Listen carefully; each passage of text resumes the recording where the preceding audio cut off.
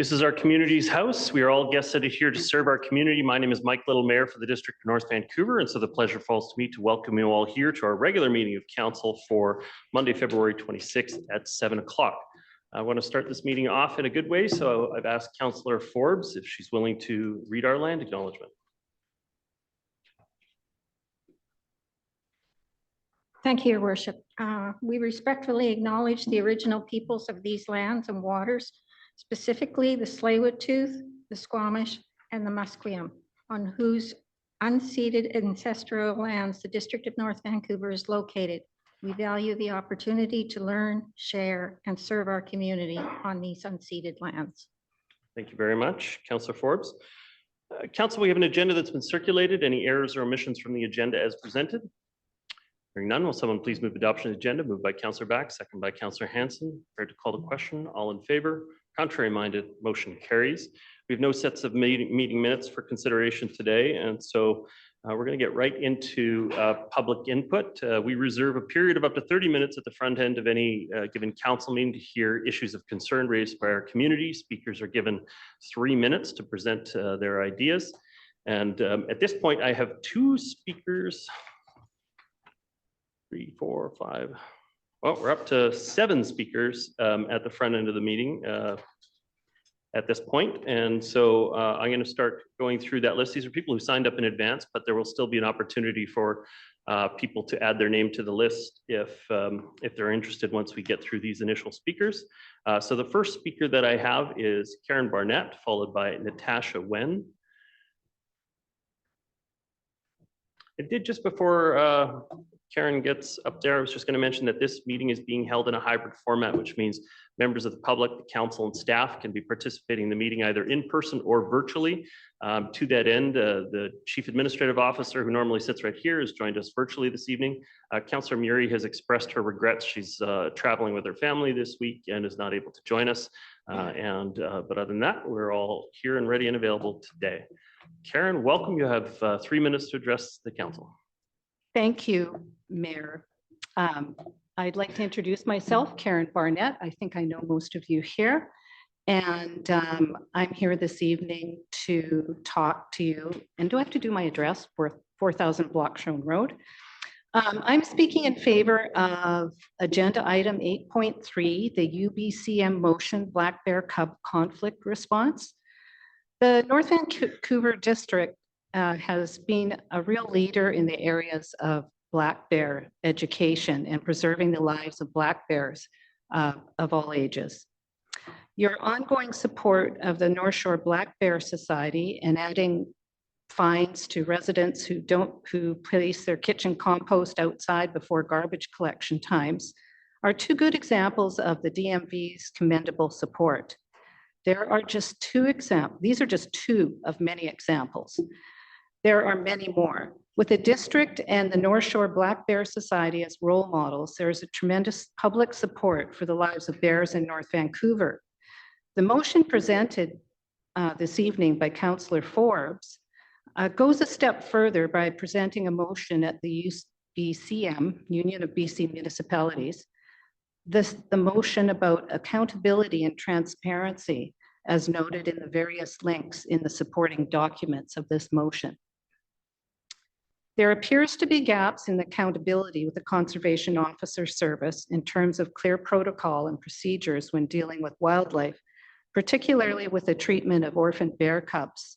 The details and supporting documents are well outlined in Councillor Forbes' report. Provincial agencies, like many forms of government, should always be adapting to societal changes, which includes how we handle our wildlife. Protocol and procedures should be open and transparent and above all reflect 2024. Besides saving the lives of bears, a fresh audit of the Conservation Service may benefit conservation officers themselves with updated training procedures and which could also result in hiring more officers. I hear they're short. I hear that this is a difficulty for them. But from what I have heard, sorry, missed something there, but I will jump in further. I would like to thank Christine Miller, who is here with the Black Bear Society, Holly Reesner, the late Lucy Cadman for all their tireless work with North Shore Black Bear Society, and Ellie Lamb right here, who's done so much. She's the recent winner of the Tim Jones Award. And for all these people who have tried to save the lives of bears, particularly those little bear cubs. And I think it's a really positive step forward to raise awareness for the bears and all that we've done, and would be a positive step for the province. Thank you for your consideration. Very much, Karen Barnett. The next speaker I have is Natasha Wen, followed by Aurelia Conchivera. Hello, thank you for having me. Welcome. My name is Natasha Vane, and I'm here also to speak on the UBCM motion about black bear cubs and the black bear cub response. I think this is a great opportunity for the District of North Van to be leaders and show great integrity by putting forth this motion for systematic change in how we interact with wildlife. And I encourage you all to remember why people move to BC and why they take pride in living in places like North Vancouver. We see ourselves as a place where nature is in our backyards. And I think sometimes we forget about how to deal with when nature enters our backyards. So this is an opportunity to show ourselves as being good neighbors. BC is recognized internationally as a place where people live with great privilege to see these bears and other wild animals around. And I remember growing up myself in this area after high school, you know, hanging out with my friends, and then everybody rushing to the window as they see this black bear amble by the swimming pool, and everyone stop what they're doing. And we weren't scared, we were just in awe and wonder of being able to live in a place where these other animals also just ambled through the neighborhood. So it's devastating to hear the news that 603 black bears were killed last year by the Conservation Officer Service. And I think that everybody really wants to see us find ways to do better and prioritize non-lethal solutions. So I'm here to say that I support systematic change and a culture shift in the BC Conservation Officer Service. Bears will continue to come into our neighborhoods. This is a place where they have lived for thousands of years, and the First Nations people, the Squamish Musqueam people have cohabitated, and we need to learn how to be better neighbors. So I would love us all to be able to act with integrity to the wildlife that we are so proud to advertise to tourists internationally, and show that we can do better. Thank you so much. Thank you very much for your comments, Natasha Wing. The next speaker I have is Aurelia Conchivera, followed by Trish Boyum. And yes, welcome. Ken. Hello. There you go. Can you hear me? Yes, I can hear you. Welcome. You have 3 minutes to address the council. Thank you. Dear Mayor and Council, my name is Aurelia Noel Cuchivera. I am a resident of the District of North Vancouver, and I would like to present, I made a presentation about why I think that plastic turf should be banned in the District of North Vancouver. Just, can we show my screen? You go right here and you go share screen right there.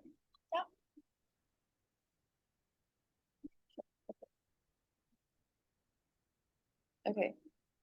So,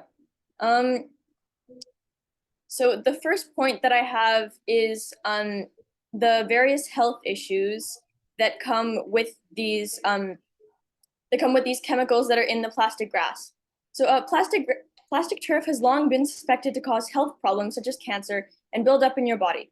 As a study So, from the toxic use. Aurelia, Yes. can you hear me? I'm just wondering, is there a way to make it full screen? I don't think people can Oh. read it on that. It might be bottom right corner, just off the bottom right corner should be a full screen button down there. Bottom right. Oh, okay, there you go. Yes, I think, does this work? Yes, yeah, right here. Can you see It this? could- I can see it. It would be even bigger if it wasn't in presentation mode, but we can definitely Oh. see it. Wait. No, it's just like, I can't see my own notes. Can't see my notes. I'll just exit. Okay. Okay, okay, I can take it out of presenter. Anyway, That's you, Amanda. so I think this is as good as I can get it. Sure. Not sure what's going on, but so since okay, the Toxic Uses Reduction Institute shows the chemicals called PFAS, per and polyfluoroalkyl substances affect our organs negatively. Since they don't dissolve naturally, they only build up in our bodies, and our immune system can't handle it. Can be being more vulnerable to certain types of cancer, such as breast cancer. It can also cause effects on the metabolism with unusually elevated or lowered cholesterol.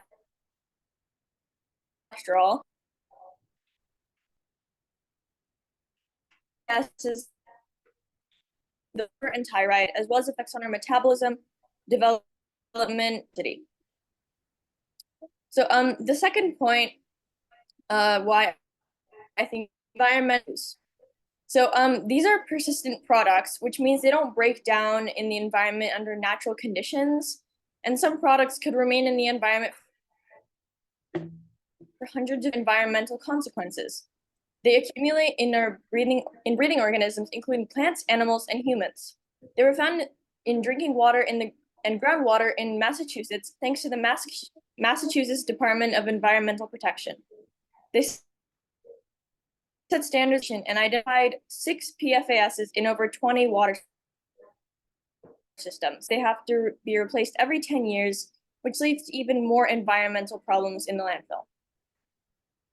Another environmental issue that comes with this fake grass is affecting the underwater ecosystem and traveling into the ocean. When it rains, all the scraps and microplastics get shredded during soccer or other sports played on this turf are transported into the rivers, where they're ingested by fish and other marine animals. After they get ingested by the animals, then we eat these animals like the fish, and it gets transported into our system. So another reason why it should be banned is because it's already banned in California, and I think we could take a good example off of them. And these are all the sources that I use for this, and thank you for your consideration. Great. Thank you very much for your presentation, Aurelia Cochivera. The next speaker I have is Trish Boyum, followed by Yingyan Zhu. Trish Good Boyum, I evening. believe, is joining us. Oh, there you are. I can hear you. Can you hear me? I can hear you very well. Good evening, Welcome. Mayor. Welcome. I You have have to 3 minutes say to that address the council. Thank you very much. My name is Trish Boyum. I am a wildlife photographer and help lead guests from around the world to learn about and photograph bears. While my husband and I loved living in the district of North Vancouver for many years, we did become increasingly affected by the killing of bears by the BC Conservation Officers Service and decided to move away. As a bear viewing tour operator, we spend about 4 to 5 months every year with bears and know that it isn't the bears that are the threat to public safety. The real threats are misinformation and fear, which it appears are created to have community members report every bear they see and then look the other way while the bear is killed. Promoting fear and misinformation about who bears are is only just the beginning in the erosion of trust in the Conservation Officer Service. When an organization says they are killing bears in the interest of public safety while they are running through communities with loaded weapons, sometimes killing bears right in front of us, community members are traumatized and trust in the COS is shattered. When a tiny orphaned cub is seen begging for help at the side of a highway, near my home on Vancouver Island, only to be killed by the conservation officers when a rehab facility is less than 20 minutes away. The public's trust is again shattered. There are many people all across British Columbia who are sharing their stories with people like presenter Ellie with their own accounts of trauma by and distrust in this organization. If trust in the BCCOS or any other provincial policing organization that may take their place in the future is to be built, it will be critical for them to be accountable. To do that, they will, at the very least, need to face oversight by a board made up of independent public members, not overseen by bureaucrats that may be connected to trophy and sport hunting organizations, as has allegedly been the case. Given the number and frequency of bear cubs being treated cruelly, some killed, some left to die, there can be no other way forward than making it mandatory for every orphan, sick, and or injured cub to be assessed by an independent, qualified vet.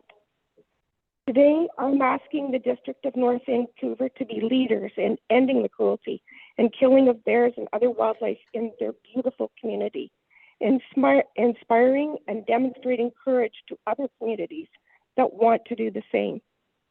In my opinion, you are already providing leadership by inviting our 2024 Tim Jones Award winner, Ellie to speak this evening. Thank you very much, everyone, for taking this on and for your time. Thank you very much for your comments, Ying Yan Zhu. The next speaker I have is Stephanie Wilson joining us here in person. Sorry, you just missed me. Who did I miss? Oh, sorry, sorry, Trish, sorry about that. Trish Boyum, thank you very much for your comments. Next speaker I have is Ying Yan Zhu, joining us virtually. Sorry, it doesn't say on the list, is it? Yes. Joining us virtually. Thank you very much. Can you hear me? Yeah, I can hear you. Thank you very much. Good evening. Welcome. You have 3 minutes to address the council. Thank you. I have three items I want to talk about, and I will be quick and concise. First, I would like to thank the mayor, the council, and the staff for the work you have done on solid waste management. You are not only supporting an excellent long-term education program provided by North Shore Black Bear Society, you have also passed the garbage collection bylaw.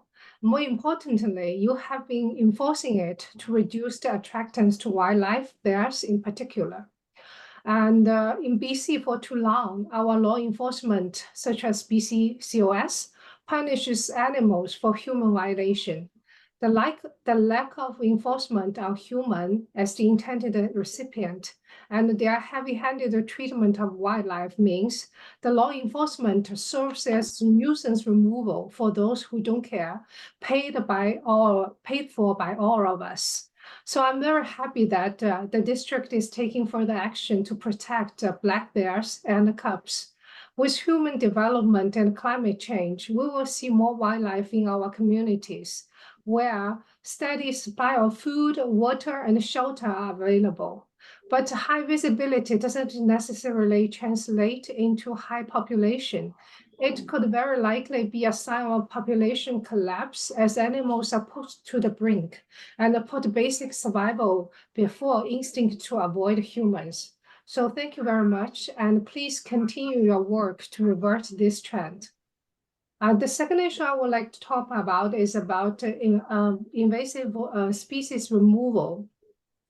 Our district has invested a lot to plant new trees, but there's a lot of instances of invasive species in district. Take Princess Park for an example. There are ivy, holly, and laurel, and blackberries all around. That threatens the health of existing native species, especially big trees.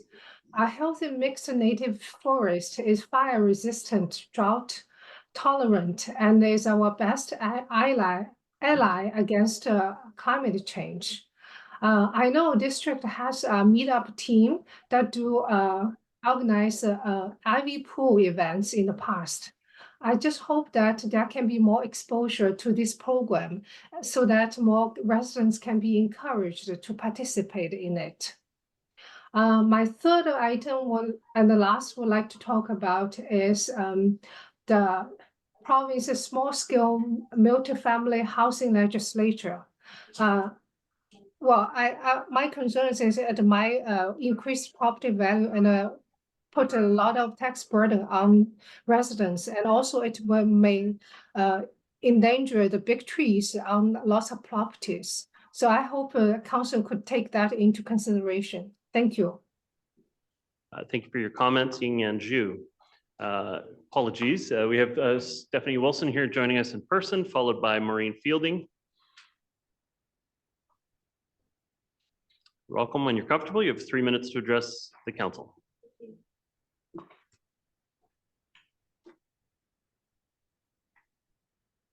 I'm here to keep talking about the Mountain Highway Overpass Rally, which returned on February 20th.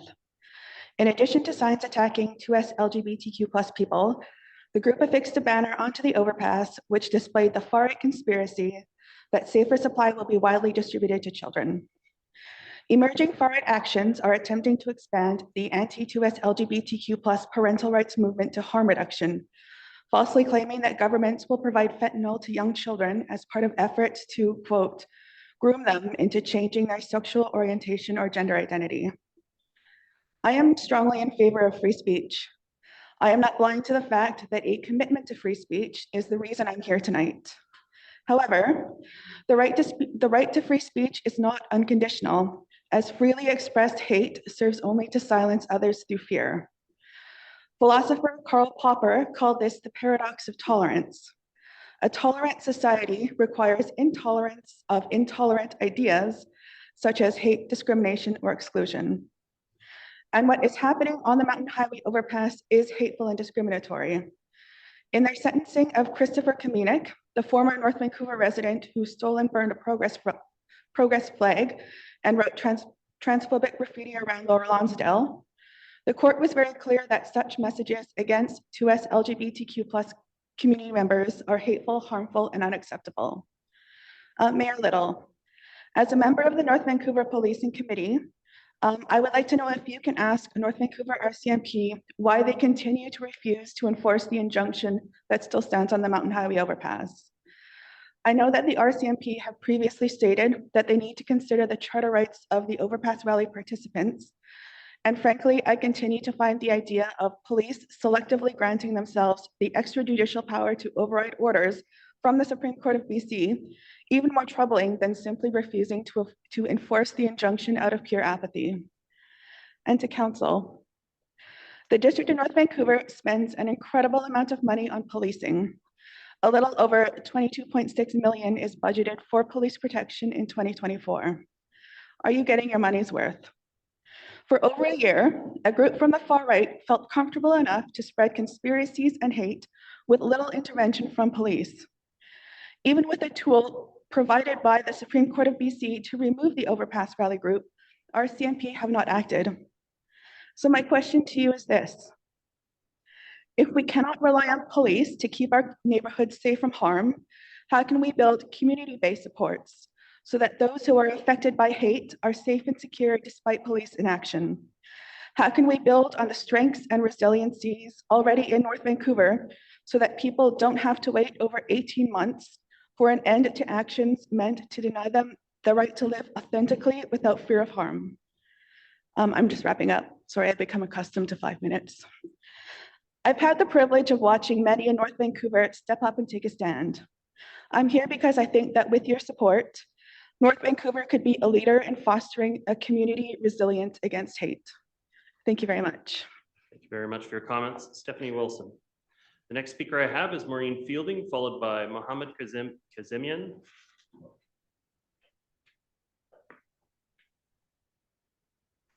Welcome. When you're comfortable, you have 3 minutes to address the council.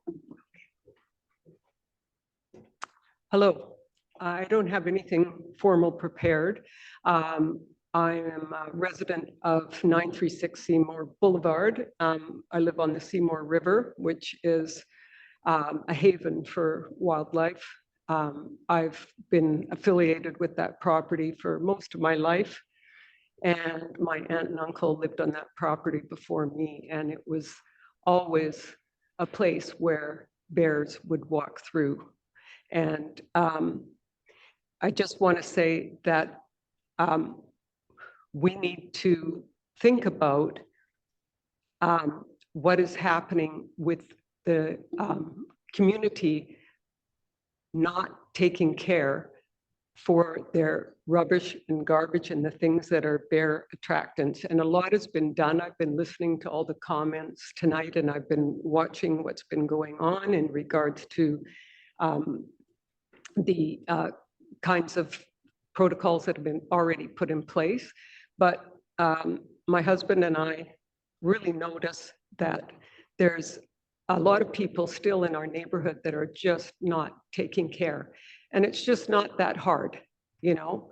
You can wash your recycling, you can freeze your compost, you can you keep things out of your garbage until the morning of, and most people are doing most of these things, but we still see a lot. And you can see the rubbish all over the road as the crows go at it, right?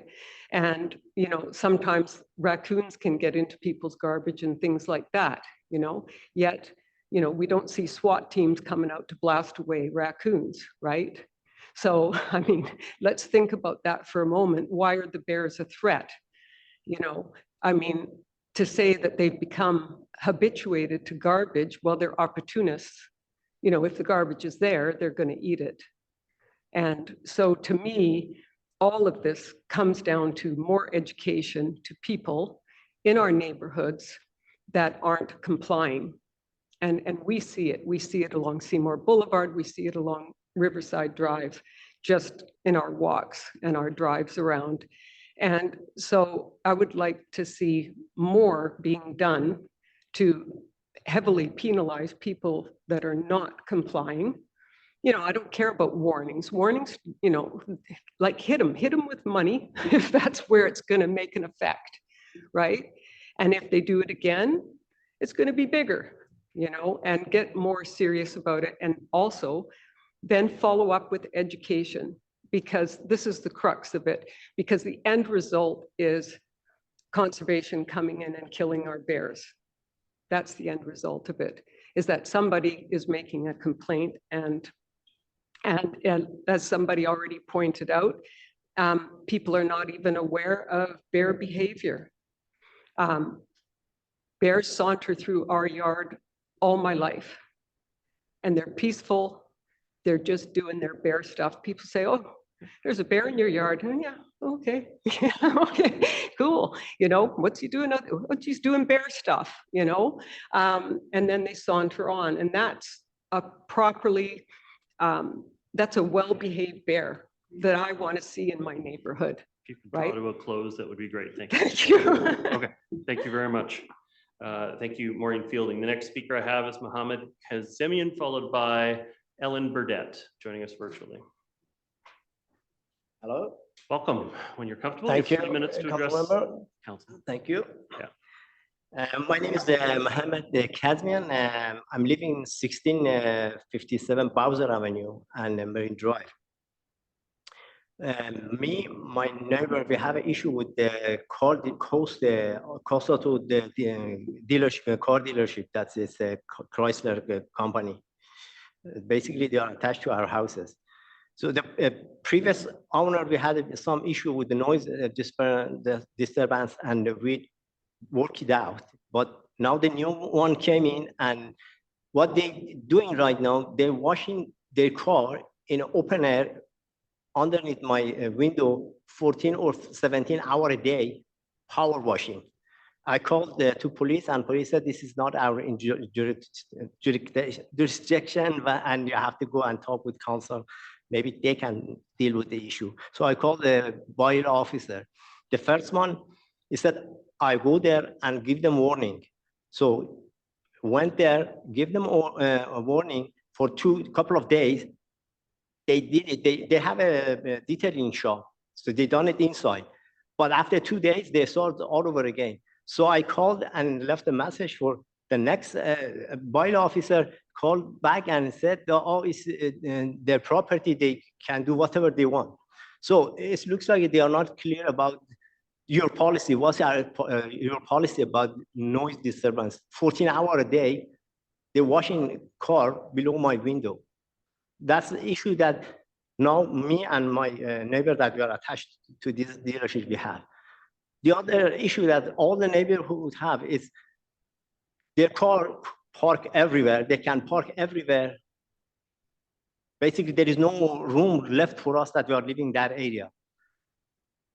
And the third issue that basically, or that would be the last one, it's they have a basically a fence that attached to our house, and it's basically broken for past maybe 10 years. I keep fixing it, and they promised to fix it because right one side of my house is looks like a shack house. It's broken, and they are not doing anything. Is there any provision or law that can help me to enforce them to do something about it? Because all the car, the back door, my house and the dealership only like 2 feet away, and sometimes the car come in my house. So is there any provision in our law here that they can talk with them to fix the problem, or they can fix it or repair the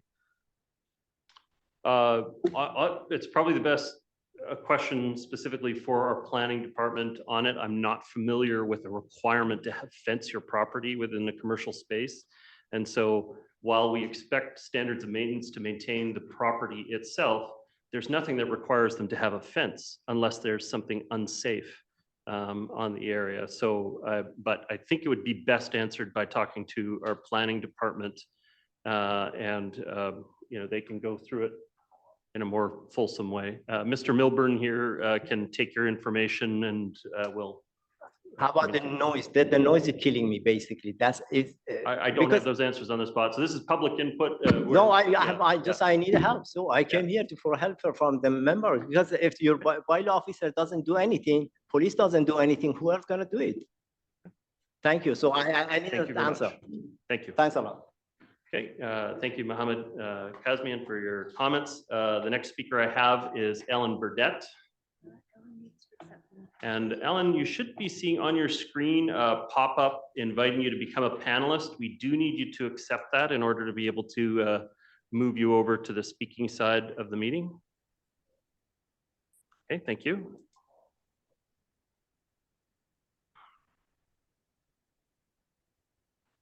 Just be a moment.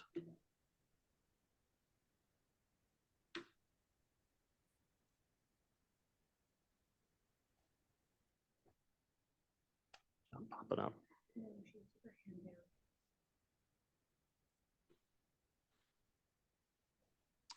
Doesn't appear as though she's on the meeting anymore at all. Okay. All right. So the Zoom system suggests that you've lowered your hand. That's fine. That's okay. All right. Well, would anybody else like to address the council? Yes. Welcome.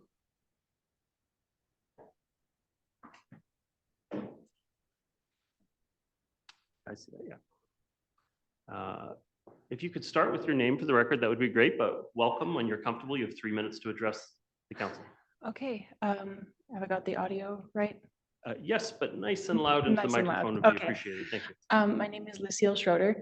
I am a resident of Burnaby, but I was here with my friend Stephanie Wilson to support her as she made her own comments. But I want to speak for a moment again about the overpass protests. I actually grew up in Chilliwack, which was directly hostile to me as an LGBT person for the entirety of my growing up. I peeled my friends off of parking lots where they were badly beaten. I was told in no uncertain terms that I could not attend girls-only events because I was a threat. And I moved to the Greater Vancouver area specifically because I wanted to live in a safe place. I do not feel safe coming to North Vancouver when these protests are active. I understand that these things do directly increase the enthusiasm for random violence against LGBT people. In my past relationship, we did not come to North Vancouver because we were harassed on the street directly. These sorry, these, I wasn't planning this. These campaigns are heavily based as well in Abbotsford and Chilliwack as well. The rhetoric runs the entire distance of the Fraser Valley. And they are directly impacting the people around me. My family have begun to repeat things said on these highway overpasses, and they put me in danger. I also am quite surprised to hear that the RCMP has chosen to ignore Supreme Courts in favor of their own decision-making, which doesn't seem quite right to me. But I do want to point out that this will also affect who is willing to come to North Vancouver and feel safe doing so, whether that is tourist dollars spent, whether that is festivals attended, whether that is any of the other things, rent paid in this district. I would not do that in a city that does not seem particularly heavily interested in addressing near overt threats of violence against LGBT people. Thank you very much. Thank you very much. Okay, and then I believe we have Catherine Graves joining us virtually. Catherine, you are muted in the system. If I can have you unmute, and then can you hear me? I can hear you. And I can hear you clearly. Welcome. You have 3 minutes to address the council. Excellent. So my name is Katie Graves. I live in Nelson, British Columbia, and I'm the founder of the URSA project. We founded in fall of 2022 when they killed 17 bears in our town. And it's a pretty small town, so it was really quite heartbreaking. And the kicker was after they killed a mom and a cub, and the second cub got away. So we tried to get that cub rescued. They wouldn't rescue it. That cub wandered around, and anyway, so finally, January 15th this year, they killed that cub after he'd gone through 2 winters by himself. And we really feel much support for everything Ellie's going to be talking about tonight. This is a watershed moment, and you guys, mayor and council, you guys are the leaders here. This is something that the rest of the province is looking to you to really take the reins on this, because things have to change. Conservation is out of control. This is not okay. Conservation, they don't have any accountability. They don't have any transparency. They are running around with guns. They don't have the oversight that the police department has, for instance, or the RCMP. We need change, big change with conservation. We need a huge audit. And I really need you guys to think about this, because you are the leader that the rest of the province is looking at. So please just, I'm not going to take the whole time. I just want you to know that we're all looking to you guys. And our counselors here in Nelson, Leslie Page is a huge supporter of the URSA project. Just please keep that in mind. It's really what you guys are doing. It can be a game changer. This is a watershed moment, and we need you. Thank you. Thank you very much for your comments, Catherine Graves. Mhm. Okay, we've completed the public input period. We're at 10 speakers. We're going to move along with the meeting at this point. At this point, we have, perhaps we can fix that there. At this point, we're going to be starting our meeting this evening with a delegation. This is from Pacific Wild. This is our guest, Ellie Lamb. So Ellie, please come on up to the desk. Just to describe the difference between regular public input and delegations. Delegations are an opportunity for organizations within the community to come and make presentations on items of interest. The presentation is a 5-minute presentation followed by question and answer period from the council. And it gives us a little bit more of an opportunity to go more in depth into a particular issue. So at this point, I'll welcome Ellie Lamb and look forward to your presentation. I'm just looking for. On the desktop? Probably on the desktop, but we'll double check there.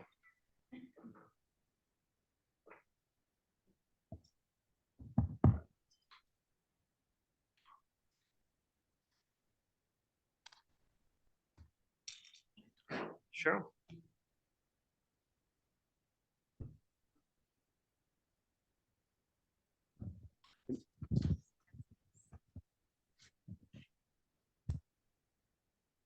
You don't, you can set up for that, I think.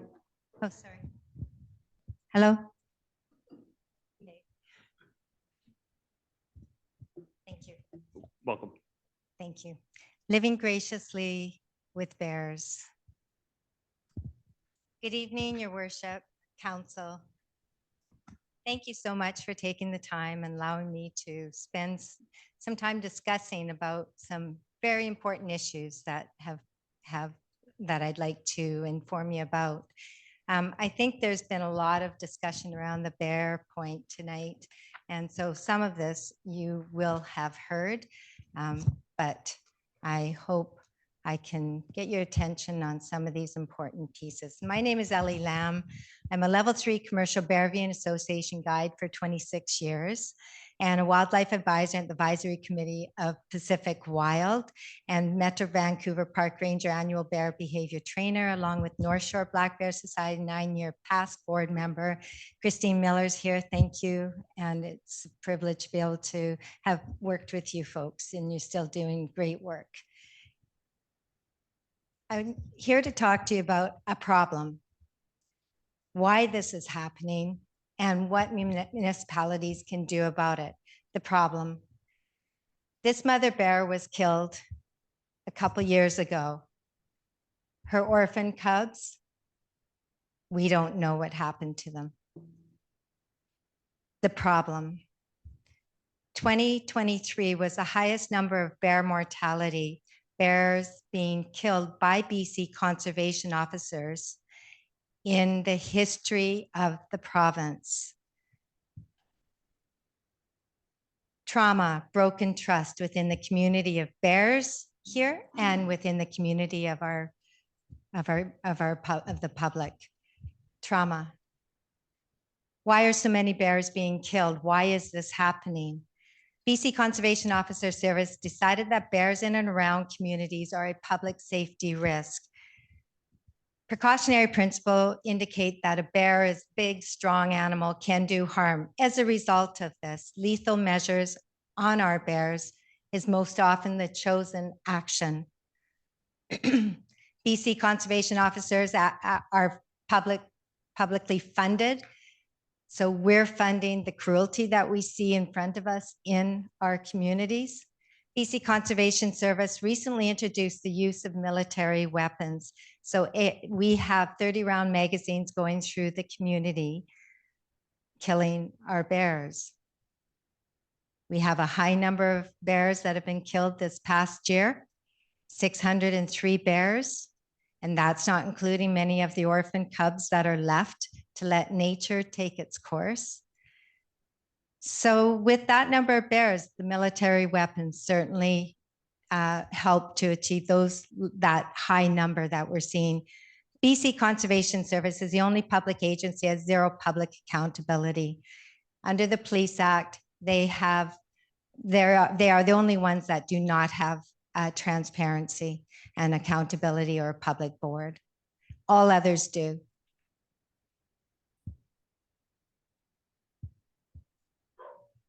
Vulnerable bears, I'm talking about bears now. So bears are vulnerable that come into our community. We have bears, we have mothers and cubs, sick bears, orphan bears, old bears, young bears, injured bears, and they're the ones that we see in our community. Why do they come into our community?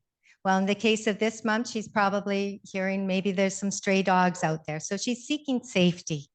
That is their primary reason for coming in. We do deal with attractants. Thank goodness for the Black Bears Society. They're amazing at the educational piece and the attractants. But bears are also number one coming in for safety. Sorry. Why is this happening? What are the threats outside the community that bears are drawn into our community. We have dominant male bears, female bears that are also a threat to some mothers and cubs. So they're going to seek safety in our community where people are. Fires, floods, the highest number of bears killed last year came out of Prince George. And that was the fires pushing bears into the community. So again, seeking safety, wolves, stray dogs, and hunting. What can municipalities do? Our ask is to establish an independent public board. As I said earlier, they're the only agency that do not have that. We need that to build public trust. We need body cameras issued on the person for the officers. Because why? Because we've lost public trust in the agency. We need to see what they're doing. We need an audit done by the Auditor General. Because why? We've lost public trust. So we need to see what they've been doing. We have orphan cubs that are being assessed by conservation officers. We need them picked up and taken directly into the rehab centers in British Columbia, of which there's 3, and be assessed, at the very least, be assessed by an independent wildlife veterinarian. Bears are reciprocal, altruistic animals. They're amazing. As a guide, I've come to know and love many of them. And as a community member, many of the community members do know that many of the bears. Reciprocal altruistic animals, they're like us. They build relationships knowing that it benefits them in the future. So we're much the same. They teach their cubs. They spend a lot of time just ensuring their safety. But they are in our community. So again, bears trust us to keep them safe. Together, let's keep our communities and our bears safe. On behalf of our caring community members and the bears, please consider the 4 asks: a public board, body cams, audit, and orphan cub care. Thank you deeply for the time that you've allowed me to share with you, and I appreciate your consideration. Thank you. Thank you very much. Council, I'm looking for somebody to move receipt of the delegation. Moved by Councillor Forbes, second by Councillor Ma. Councillor, oops. There we go. That's off. There you go. Councillor Forbes, do you have any other questions on the matter?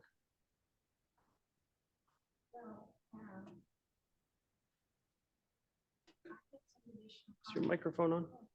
There you go. I had some additional comments that I wanted to add, but I think most of them have been covered by everybody who's speaking tonight, and I'm very grateful for everybody who has come out and spoken so positively about taking care of our wildlife. Can I make a couple more comments? Ideally questions. Ideally questions for a okay. delegation. No, actually, I think I pretty much understand everything. Thank you. Thank you very much. Councillor Ma, do you have additional questions for the delegation? Yes. Okay. Why don't we just have those microphones at the table, if you just sit at them, that gets captured on the recording the best. Thank you for your presentation. I did have a chance to reconnect with Karen before, so we had a little talk. I have to say I've given this some thought. I've read some other emails. One challenge sometimes is we're hearing one side. So I'm trying to collect some other information, but I do have some questions for you. Help me to understand how you think body cameras would benefit in creating trust or transparency. Help me to understand that. Absolutely. Just the microphone. Oh, yeah, that's right. Oh, can't I better turn this off? Yeah, thank you for the question. Body cameras are good for policing agents, just because in the case of conservation, they are out in fairly remote areas. It's good for them to have that as well to back up their actions. And it is evidence to the public if there ever was any dispute on any action that they did, because they are carrying 30-round magazines and they're carrying some heavy weaponry. So we would like to know what they're doing with that and what they're doing with their time, because of our public fund, we publicly fund them. Yeah. So that gives us information which we haven't had from the BC Conservation Officer Service. Yeah, there's some background. Sure. I have relatives in law enforcement, and I can just imagine, conservation officers are there to protect us, and they have a whole bunch of other responsibilities, and I can just imagine how tough their position is. You mentioned a concern about military weapons. I would say that if my nephew's out there protecting us as an RCMP officer, I want him to have the necessary firepower to do that. I'm not a weapons expert. Can you tell us a little more about, you're calling these military style rifles, and I think that's, brings a whole bunch of emotion to that. But to me, it's about having a weapon to do your job.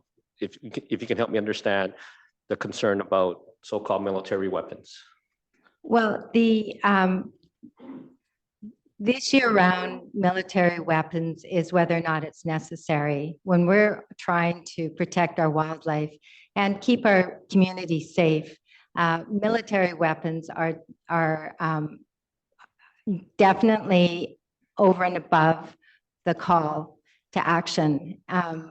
They are capable of, piercing through a lot of heavy, metal and air. And in our communities, I would suggest that they do not belong. I'm not suggesting that conservation officers should or should not be armed, but to bring in military weapons just seems very much an overkill, considering we're talking about peaceful animals in our community. If you're talking about, and they are weaponry that's used in war times for sure. So with that, the consideration is what they're used for in war times. Here we have peaceful animals coexisting with us. And I'm seeing that the numbers are doing nothing but going up every year as to the number of bears that are being killed. So the concern is why we need them. Thank you. I've got Councillors Hanson and back. Councillor Hanson. Yeah, thank you very much. Thank you for your presentation, and thank you for your important advocacy on what North Vancouver District obviously regards as an important topic. We heard some figures today, 17 bears killed in Nelson, 603 bears killed across the province. Do you have numbers localizing that for the North Shore? Like how many bears were killed in the North Shore this year and what the trend line is? Christine Miller would have those numbers, but my understanding is there were bears that were killed through euthanization. But Christine would have those numbers.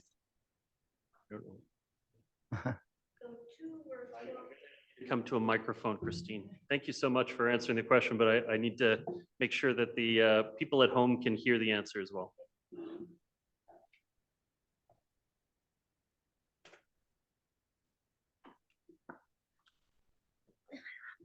Hello, good evening. To start, I mean, we all know you, but. Christine Miller on Emerson Way. So there were 2 bears killed early in the season in West Vancouver because they had, entered a number of homes. And then we had 4 very sickly injured bears in the district of North Vancouver. And we requested the COS come and assess them. We had seen lots of videos of them. We had gone and looked at some of them ourselves and felt that it was inhumane to keep them alive. But we had the COS assess them and they euthanized them. So that was 4, but they weren't doing anything wrong, the bears. Yep, thank you. And just one other question. In relation to Cubs, focusing in on the Cubs issue, Yes. can you describe to us what you would advocate as the correct protocol for us to employ to save as many Cubs as possible? 100%. And treat them humanely. Yeah, thank you so much, Counselor.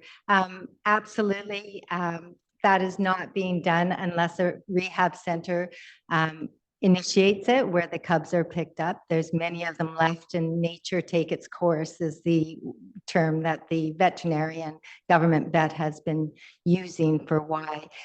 What should be done is these cubs need to be picked up immediately and taken directly to the nearest rehab center. And that would be one of 3 in the province. And then from there, assessed by a wildlife veterinarian that is an expert, independent, because again, the trust is gone with the government vet at this point. So an independent vet within the rehab center needs to assess and decide what should be done in a humane sense on behalf of this cub. And yeah, thank you for the question. Thank you. May I say something about orphan cubs? We had one that we know of in the district of North Van this year, and it was taken to critter care. So that's in Langley. So we don't know of any other orphan And cubs. then what would have happened to it beyond that, Christine? Do we know? Or well, it was I would taken know. there. What happened next? Well, they keep it until the next spring when they would normally be leaving their mothers anyways, and the conservation officers and staff from critter care will take it out into the wilderness and release it to give it a second chance.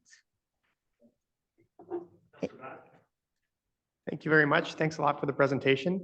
I just wondered, while Christine was there at the mic, if you could comment on the number of bears last year who were relocated, or even taken to a wildlife center, or does the COS still relocate bears at all, like into more remote places, trap and relocate? No, they don't find that. They don't find that to be a successful way of managing it. They've determined that they come back, but one of the reasons they come back is that they're very limited in the distance in which they can relocate them. So this is the bear's home, and so they put it up in a specified watershed and they come home again. So it has not been a successful strategy. So as a follow-up to that, how would you best deal with adult bears that are become habituated? Just wondering what. Well, so habituated means they've got used to being around people. Food condition means they've got used to eating unnatural food. In coexistence, we expect some level of habituation. They're comfortable living closer to people than they once were. So as the people encroach on the natural habitat, the bears have more contact with people, and and other factors like fires and floods and stuff, they come in and they learn that if they behave in appropriate ways, people are very supportive of their presence. And by behave inappropriately, I mean, if they start entering homes, then it becomes more of an issue. To be clear, the bears are naturally born into being quite comfortable with others, and it could be, it could be people, and that's generally how they are. Even in very wildest places, they are pretty neutral with people. So they do come in for safety, and yeah, as Christine said, they're avoiding some of the threats on the outside as well. Yeah. No, so habituated doesn't always mean aggressive or causing. Does not. No. In fact, as Christine said, they get along a lot better. They learn that is, to build relationships actually internally. They recognize individuals and better than we do So as people, we see black bears and we see the little brown face and they all kind of look a little bit alike, but they're all a little different if you start to study them like I do a little bit. But the interesting thing is each of those bears are able to distinguish between humans and people. So if they know this person is kind of rough on, is not like maybe just a little bit more vocal and yells at them, they're going to probably retreat a little. And this one, oh, they don't mind, I'm going to just hang out a little bit longer, have another couple, another bite of this grass and then head out. But because this person's easier to get along with, for an example. So they do differentiate between individuals in a really nice, neat way, actually. They're interesting animals. Thank you. Welcome. Thank you. Councillor Pope. Thank you very much for all of the hard work that you do and have done for so many years. I remember interviewing you, Christine, when I was with Global many years ago, when you were just beginning your campaign of public education. And although it's been tremendously successful, I believe, we heard that one of your asks is for more education. And I'm wondering if that's really doable at this stage. There's a pretty high level of education out there among the public, and people are still going to not adhere to, guidelines of not putting their garbage out or leaving it out or whatever. Or their fruit, all of the things that contribute to bears interacting with people. And so I really liked Maureen Fielding's idea of hitting them hard with with money, with fines. And I'm wondering what your take is on that. Are you talking to me? Sure. Yeah, we definitely support enforcement. I mean, education has been going on for a very long time, as you've mentioned, and we benefit, and the bears benefit from the support of the bylaws and enforcement of the bylaws. Thank you for asking about I'm that. just surprised it wasn't in your ask in any way. Oh, I'm 100% supportive of attractant issues and enforcement. And as I said, it's kind of been taken care of super well by the Black Bear Society. It's kind of beyond attractants is where I'm going, because clearly the attractant issue has not dropped the number of bears that are being killed in our province today. So going back to it, we need to figure out what else we can do. So that's really what's my point, Catherine. Thank you. Thank you. Okay. I just want to say the District of North Vancouver is in very fine shape. And as the woman from Nelson said, we are really a model. We get calls from many communities and we help them start their education program. But it isn't consistent across the province, and your issues are provincial issues, right? They are, but Conservation Service are here for a period of time and then they move on. And we need accountability for the next ones that come in instead of having to revisit this. We don't want to have to revisit this if the relationship is perhaps, I commend Christine for a good relation, probably, but we need to have a consistency. We're not discussing individuals. We're really more discussing the agency itself and ensuring that accountability begins to, that it takes place, and then we can start to rebuild our public trust. Thank you. Okay. Councillor Ma, follow up? Yes, thank you. Very, it's not a simple issue for me. So I'm trying to give it due consideration. I really appreciate having Christine here because I'm seeing potentially two issues. One is the public education, which seems to be working, and we have fines and we're trying to get people to do the right things so our bears can be safe. On the other hand, I seem to be hearing that maybe the system is broken with Conservation Service, or we need to relook at that. You mentioned an audit. I'm very supportive in general of enforcement type government agencies, because I think they're in a tough position. Having said that, I do recall back in, I'm just looking it up now, 2015, when there was a conservation officer at Port Hardy that did something and, paid the consequence of that. And, maybe it is time to take a look.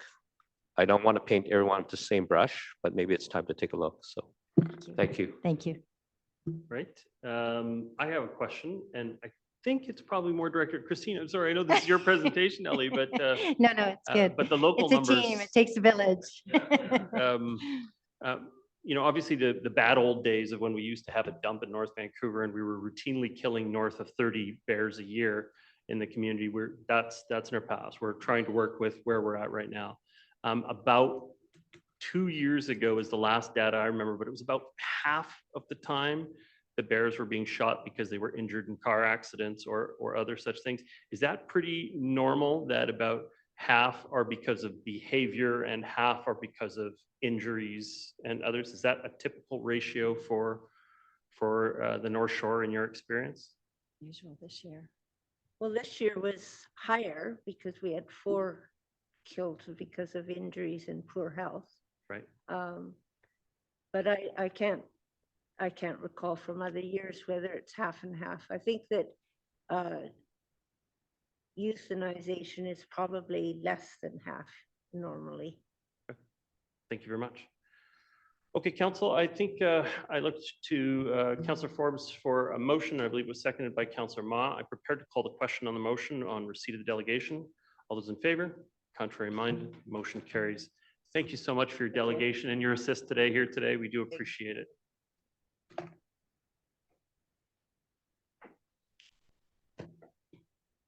Okay, Council, I wish I could say I had the most engaging agenda for you tonight, but there are some very good topics to discuss and some that'll have long-term discussions. But to start it off, we have 2 adoptions, and so they're not up for debate. So the first item is bylaws 8643 and 8644, rezoning and development cost charge waiver for East Keith Road supportive housing project. This item is returning back from second and third reading in an earlier time. Looking for a mover of the motion, moved by Councillor Back. Is there a seconder on the motion? No question. There's no debate at adoption. No. Okay. Going back to the previous, did we adopt the report or did we adopt the recommendation? We received the delegation. But are we not making a motion on putting this forward? Not typically out of a delegation. So yours is still coming. Yeah. Yeah. Your report is still coming. We're on 8.1 first. Just want to make sure. 8.1 is only up for adoption. It's been moved and was it seconded? Councillor Ma, were you seconding it? Thank you very much. Call the question on the motion on adoption. All those in favor? Contrary minded? Motion carries. Thank you very much. Okay, the next item, which is also up for adoption, this is bylaw 8669, 2024 to 2028 financial plan bylaw. This is for adoption. There's no debate on adoption. Will somebody please move adoption? Moved by Councillor Back, second by Councillor Ma. Prepared to call the question. All those in favor? Contrary minded? Motion carries. Thank you very much. Okay, the next item up for discussion is item 8.3. This is Councillor Forbes's report, and I will look to you for a motion on the matter. Will you be moving your recommendation? Is there a seconder for the recommendation? Thank you very much. Or Councillor Hanson, sure. Councillor Forbes, your initial comments. Thank you. I guess I'm just so anxious to talk. You're there.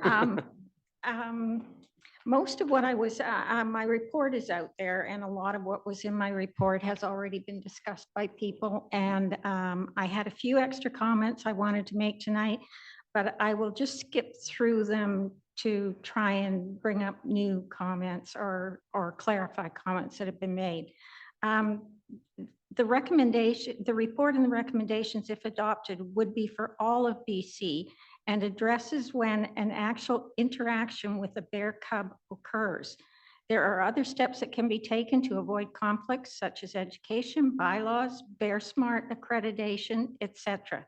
New policy and procedures must be transparent. They must be accountable and made to regain the public trust that has been badly damaged. The BCCOS is a publicly funded organization, but does not report to an external independent oversight board like most government entities do. The government, in fact, established in 2022 a special committee on reforming the Police Act, and nothing has come up. There have been no resolutions or changes as of today. The recommendations that have been asked for would provide further good governance as well as more humane treatment, especially of orphaned bears. The asks are a win-win-win for the cubs, the public, and the BCCOS. Ensuring the safety of orphaned cubs seeking refuge is critical to bear management and developing strategies to protect them without resorting to lethal measures. Reevaluating the tools, practices used by the COs needs to be part of a new comprehensive wildlife management plan. Education about bear cubs will prevent misunderstanding and thus fear-based lethal decision-making. The DNV is fortunate to have the Black Bear Society, who has done an excellent job of educating our citizens. We all must be responsible for our bears. The Bear Smart Community Program and Certification, which started in 2004, is a voluntary conservation program. There are 10 communities in BC certified Bear Smart. Being Bear Smart, however, doesn't always result in less killings because it is only one tool. 3 of the top 10 deadliest cities for bears in BC are Bear Smart accredited. If council chooses to support these recommendations, I believe that you will be saving some cubs' lives. Thank you. Thank you very much. Councillor Hanson, seconder, additional comments? Yeah, thank you very much. Thank you, Councillor Forbes, for bringing this important motion forward. Just by way of explanation of the procedure, the purpose or goals, assuming that this is supported by the council today, will be to bring this before the Lower Mainland Local Government Association Conference in May, where assuming that it achieves the agenda and actually is heard, can be debated and voted upon. Thereafter, it can go, if that motion passes, it can go to the Union of British Columbia Municipalities Convention in September, when again, it can, assuming that it makes the agenda, can be debated. And if it approved, then becomes a recommendation to the provincial government. And I would note that many important pieces of legislation across our province's history have originated with the Union of British Columbia Municipalities because of the diligence of councillors such as Councillor Forbes, and that is exactly what we have in mind for this motion going forward. The calls to action in this motion are similar to what we heard in the delegation. Most importantly, perhaps an oversight body to establish a criteria and accountability for the officers that are responsible for this, the conservation officers, a specific protocol for orphaned bear cubs to ensure that they're treated in a humane way. Councillor Forbes, in her motion, did a very good job of describing some of these circumstances, and it is horrifying, of course, to think of families witnessing the wanton killing of bear cubs. Nobody can read that without being affected. And in addition, a call for the the Solicitor General to audit all the procedures with respect to conservation management across the province, so that there's set protocols in place and accountability required by everyone involved in the process. So very pleased to be seconding the motion, and I look forward to participating with this council as we bring this forward in what I would suggest is a very important initiative of this council on behalf of bear preservation across the province. Thank you. Thank you very much, Councillor Hanson. My own comments on the matter, while I always do support council members putting forward motions through the UBCM and the LMLGA, I think that it should be your right as a member of those bodies to put items forward for discussion, and I'm always frustrated to hear that some municipalities are gatekeeping, stopping people from on their councils from having the discussion at the larger group. So I will always be supportive of these things. In this case, I happen to also agree with it. I think that there are going to be some practicalities. I mean, we don't have necessarily the refuge centers in every corner of the province, and I don't think it's always practical to transport great distances from the area where the bear is normally habituated. And it's also, there has to be a bit of a judgment call, as we've heard even just tonight. Sometimes orphans do just fine and survive 2 or 3 winters or into adulthood as well. So I think there has to be some judgment call over the likelihood. When you have an area that's absolutely dominated by a particular bear, and they get to know where those areas are. They stopped delivering bears to the Squamish River Valley because there were so many dominant bears that the survivability was extremely low when they would drop off a bear up in that area. And so there are times when you can identify an area that doesn't have a dominant bear, maybe you can just relocate, but other areas where it may make sense to transport to a refuge space. But I still think this is a good general direction, and I'll be supportive of it. Sitting in the room as a member of the LMLGA and UBCM. Councillor Pope, your comments. Thank you very much. And thank you, Councillor Forbes, for bringing this important piece of work before us and before BC. I very much support the motion. I'm glad that you don't have the request for body cams in this motion, because I think that actually goes too far. And I think it's really important, though, that there be independent oversight, that despite all this education that we have in the province and such, that it's just not working. It's just not enough. And I do believe that ultimately humans are responsible for these bears and cubs losing their lives. The one tiny thing I want to point out is I sort of felt like the tone of this motion was blaming the conservation officers. And I think that they are not to be blamed, not at all. I think that it's the problem here stems from a policy above, and it's the policy above that needs to be fixed. And that's one that ensures that they have proper direction on these matters. I'm sure many of the officers that work for the BC Conservation Officer also love animals themselves and are very hardworking. And I suspect that much of the criticism in the last few years is the reason why we're seeing that they can't fill those positions anymore. So yeah, I'd love to see an overhaul at the top. And I think that's going to, have some top-down trickle effects on everything else that will be quite positive. Thank you. Thank you very much. Councillor Forbes, additional comments? I just wanted to respond to that there was no intention to single out individual officers or anything like that. The intention is to take a good look at what's happening, what's working, what's not working, and change BC-wide to have a standard for all of BC. So there was no disrespect meant towards the conservation officers. It's the organization itself. Thank you. Thank you very much. I see no further speakers at this time. I'm prepared to call the question on the motion. All those in favor? Contrary minded? Motion carries. Thank you very much.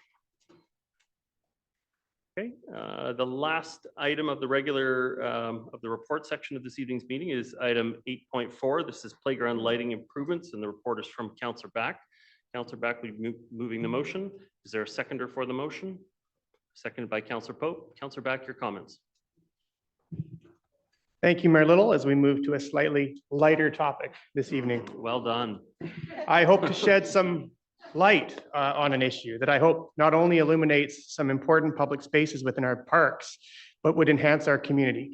And that is the idea of the addition of lighting to some of our public playgrounds in the district. Now, this particular issue came to my attention as a result of some discussion that was happening on social media recently by a group of young parents. And as a parent of 2 young kids myself, it resonated with me. So picture this, children laughing, playing, exploring, even as the light dims on a short day in the middle of winter. This is a beautiful image, but not currently the reality of what our playgrounds currently look like in the district. Next slide, please. So I believe the benefits to adding some light features to our playgrounds are multifaceted. First and foremost, it extends the hours of usability. And by illuminating some of these spaces after dark, we create those opportunities for kids and their families to engage in physical activity and social interaction after the school or work hours have ended. So this not only promotes healthier lifestyles, but also builds community. Furthermore, adequate lighting enhances safety and security. And as the sun sets, visibility diminishes and it increases risk of accidents and undesirable activities in some of these areas.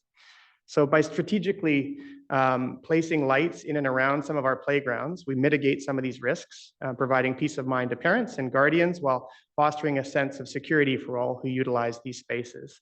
This particular image is from Rainbow Park in the city of Vancouver, and it's an award-winning park in an urban area and largely award-winning because of the light that's been used. But it's not just about safety, it's also about inclusivity. And for many families, daytime constraints may limit their ability to visit some of these playgrounds. And by extending the hours of operation through some light features, we ensure that everyone, regardless of their schedules or responsibilities, can enjoy these recreational facilities.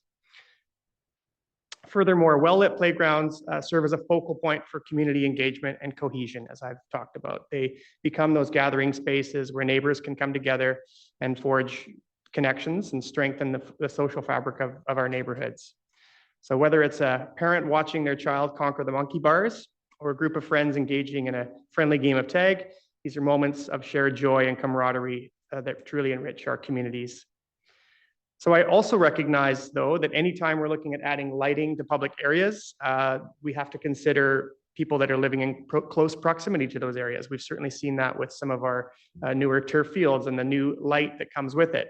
And the whole overall issue of light pollution is one that we cannot ignore. But I believe that there are many low light pollution options that could work very well, such as the example here in some of our playgrounds across the district. And what my ask of staff is not to immediately start adding lights to all the playgrounds across the district, but start to consider it when we're looking at the creation of new playgrounds in the district and redoing some of the current ones. And currently it's not part of what's looked at from my understanding in speaking with our parks manager. So in conclusion, what we're debating tonight is more than just about adding lights to playgrounds. It's about making our public spaces more accessible, safe, and vibrant. It's about providing the sort of spaces in our community and throughout the district that bring people together and support a healthy community. And with that, I look forward to comments from around the table, and I hope that you'll support the direction being given tonight. Thank you. Thank you very much, Councillor. Councillor Pope is the seconder. Thank you very much. Thank you for bringing this before the council. I very much support staff looking at the concept of lighting playgrounds around the district. As any parent of a toddler knows, the energy level doesn't go down when the sun goes down at 4 o'clock in the middle of winter. So I think it could be very valuable and really enhance our community and also take a load off parents when their children are maybe all sugared up at some point in the evening. Having said that, I also would love to see if staff might be interested in, at the same time, doing a look at covering some of our playgrounds in a very in some kind of way that is, reasonable in terms of cost, because as we all know, there's so much rain that prevents kids from playing. And I think that as we go forward on this path of looking at ways to enhance our outdoor spaces, as you alluded to, I think this is going to become more and more important. And additionally, with climate change, keeping things warmer a lot. So I'm wondering if that could be added, if you would be open to an amendment that adds something like that in, if there could be the option of shelters in some key locations, if that could be looked at as on a pilot basis. I'm seeing some nodding heads. You accept that as a friendly on this Happy to report? That, add that as a friendly, yeah. thank you. Okay. Any additional comments, Councillor Pope? I think that's it. Okay. Just checking in with the clerk. Is that adequate for your needs? Yeah. Okay, thank you. Councillor Ma, your comments? I also want to thank Councillor Back for bringing this forward. And you touched on some of the issues about making sure our staff will do a good job in terms of the report. But, you know, just making sure we take into account the impact on neighbors and, you know, potentially some sort of timer system so the light's not on at 11 o'clock at night, because that could be challenging for some areas. But I also agree that parks, playgrounds, just gathering places in general are going to become even more critical in our community as we get, you know, more density, and, you know, we potentially have to look at developing areas where we might lose some green space. It's just parks are going to become even more critical. So I think this is a very good motion to bring forward to make sure that if we're creating spaces, we do kind of look at future proofing to make sure it can be used in bad weather and you know, at different hours. So thank you for that. Very much. Councillor Forbes, your comments? Thank you, Your Worship. I'd just like to thank Councillor Back for bringing this forward. As Councillor Ma has said, with living in smaller spaces and density, a lot of people don't have outside areas or open areas to be able to play or to congregate. So these spaces are our park spaces, and some of our open spaces are physically and mentally needed. And so I'm all in favor of this, and thank you again for bringing it.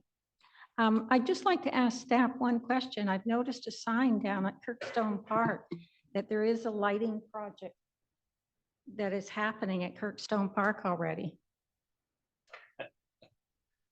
Mr. Joyce? Looks like Councillor Back has the latest, Your Worship.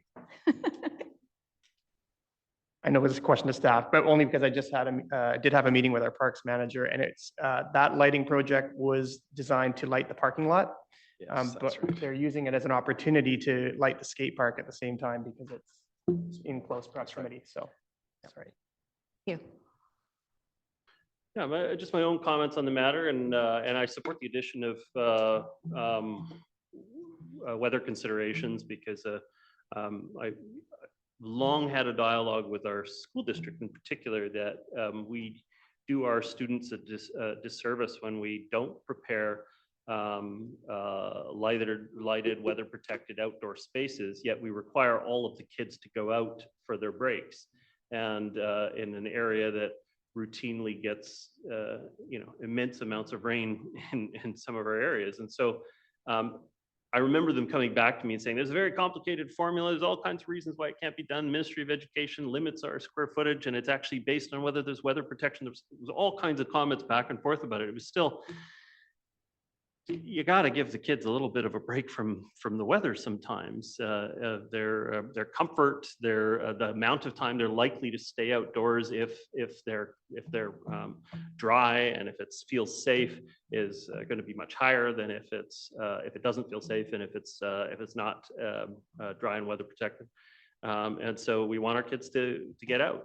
I remember when we worked with Brooksbank Elementary School, there was some challenges with some youth making some issues around the school, and so we engaged with Brooksbank to do CEPTED, crime prevention through environmental design. This is where we looked at the entire street area and the area around the elementary school, and the answers back were, you want to fix this problem, it's lighting. It's lighting in and around the school, it's lighting in and around the places where kids gather and congregate, and that was the solution from the RCMP top to bottom, was improving the lighting in and around the facility. So it absolutely can play a role in making our facilities feel more safe. And to that end, I think this is a good initiative, and I will be supportive of it. I see no further speakers on the matter. I was just going to comment though. we always have to keep our eye on the cost in some of these cases. And the permits I've heard back for adding electricity to areas that didn't previously have electricity were phenomenal amounts of money. And so we've got to figure out a way to do it that isn't going to break the bank entirely. And yeah, maybe it's some run of river project or some other thing that creates a different source for us, but it's still also the permit to be able to tie into hydro. Those numbers are coming back very high. But I have been supportive of us adding electrification to our parks, particularly to support our film industry, to make sure they don't have to run gas engines while they're doing film projects. And so we have already been improving that. I know in Lynn Valley, we've already been adding that capacity so that they can hardwire into the electricity rather than having to run their generators. And so I support that generally as well, adding that capacity to our park spaces. So prepared to call a question on the motion. It's been moved and seconded. All in favor? Contrary minded? Motion carries. All right, thank you very much, Council. So when we have a little bit of extra time at the end of the night, we often go into reports. If anybody has any reports they would like to make, sorry, Councilor Forbes, did you want to make a report, or is that from before? I'm just going to check in with the CAO, Mr. Stewart. Do you have any reports you'd like to add to the end of the meeting this evening? Other than I've had lots of experiences with bears, we'll just move on. Yes, you look like you're hanging out in the forest right now. Well, I live on a forest, and I've had bears in my front door, bears in my back door, bears in my backyard. And as long as you just keep your dog away from them, they're all quite fine. They move on. So I'll leave it at that. Yeah. You sound like you're the attractant. No, not at all. Love you. Yeah. I love you. Okay, all right. I don't have any reports today. So just checking around. Councillor Hanson, do you have a report? Yeah, thank you very much. I did want to report that I have attended a planning committee for the North Shore Congress with a view to reestablishing the North Shore Congress. It faded out some time ago, well before COVID. And there's a plan afoot to reconvene this body. A topic that was put forward was mental health and addictions, especially from a youth perspective. So I am representing the district with respect to the planning of that event, and I'll keep everyone posted. But it looks as if, at least for the moment, that North Shore Congress will get underway again for 2023. Thank you very much, Councillor. Councillor Pope. Thank you very much. Last week, I attended the UBCM Housing Summit, and that was very interesting. Confirmed much of the information that our planning manager has presenting to us, that has informed us of the new housing legislation. Also, Minister Ravi Kahlon was there, the housing minister, and he gave a shout out to the District of North Vancouver and congratulated us on voting unanimously in favor of supporting housing on East Keith. So I thought I'd pass that along. On Saturday, I went to the coldest night of the year walk. And that was to raise money for Habitat for Humanity and and affordable housing as well. And that was well attended, and some great sponsors were out there, and lots of people. And I did my 2K, and it was wonderful. Thank you. Thank you. Councillor Batt. Thank you very much. I just wanted to briefly update from the Museum and Archives Commission, of which I'm the council representative. We had a meeting last week, and I haven't given an update in a while, but I just wanted to point out that the museum is in a really good place right now. A lot of the staffing, key staff positions have been filled. Most recently, we hired a manager of business operations, a person by the name of Pamela Roberts, who came from the Vancouver Police Museum. And we're also just about to embark on our next strategic planning process. So the museum has been open now for a while. And so it's going to be exciting to start working on the next strategic plan to see all the things that we can look forward to in the future as we take the organization to the next level now that the museum is open. Also just wanted to highlight, I'm wearing my pink shirt tonight, but Wednesday is in fact the annual Pink Shirt Day. Bullying is very much alive in our community and every other community. So just want to encourage everyone to take part in Pink Shirt Day on Wednesday. Thank you very much, Councillor. And I did reminded me of two quick notes that I should give. One, I was part of the consultation with the Royal BC Museum based out of Manova last week, talking about the future of the Royal BC Museum and coming up with ideas for different models that we could maybe employ to still support having a provincial museum, but maybe make it more reliant on distributed displays where it's partnering with local museum spaces. And it was a good opportunity to hear a little bit about their history and how they operate. And I know the Royal BC Museum is continuing to do public input sessions through the region for the next, I think it's for the next 2 months. But the other item I was going to mention is that last week we had the first night of the Spirit Trail public information meeting for the East alignment section. Over 300 people showed up to the meeting. And so there were lots of comments from the community on it. The second night, I believe, Mr. Joyce, is March 6th, and that's taking place in Maplewood. And so I would highly encourage all of council and all of the public to come in and hear about that initiative and give your feedback on the different route options. The different route options would definitely create a very different feel as you go through it. And as you look at the map, you go, oh, there's a 1, 2, 3, an ABC, a purple, orange, green, all of these different things. The intended is to make sure that people, as they go through, see that there isn't a predetermined outcome. It's an opportunity for you to give feedback on the merits of the different options, and then we'll return the matter to council for final decision on it. But been great to hear the feedback so far. I see no further reports at this time. Having completed the business of this evening's meetings, I'll call and ask for adjournment. Moved by Councillor Back, I accept. Thank you very much to staff who prepared the reports and council for preparing the reports for this evening's discussion. Thank you to members of the public for coming out and attending and participating in this evening's meeting. I wish you all a fantastic week. Good night.